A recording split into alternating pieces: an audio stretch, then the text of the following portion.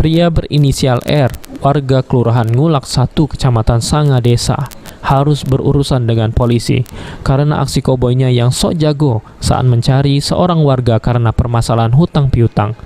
Tersangka yang saat itu sempat mengeluarkan tembakan di tengah perkampungan ternyata didengar oleh anggota unit reskrim dan sabara dari Polsek Sanga Desa yang sedang melakukan patroli rutin dan langsung menghampirinya.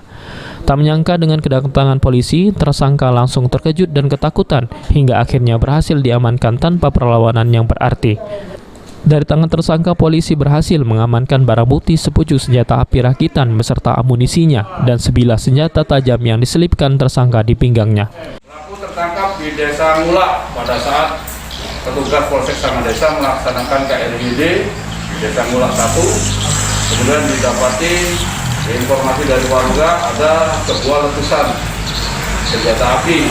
Kemudian petugas KRID Polsek Sanga Desa menyisir sumber suara dan didapati tersangka sedang berada di TKP. Kemudian kita amankan tersangka sedang membawa senjata api dibungkus menggunakan baju dan di pinggang terselip. Hasil pemeriksaan unit reskrim Polsek Sanga Desa, motif adalah dendam pribadi masalah utang piutang. Untuk mempertanggungjawabkan perbuatannya, kini tersangka harus meringkul di sel tahanan Polsek Sanga Desa. Rozi Iskandar, PAL TV. 19 tadi lah sebut 5 pasal.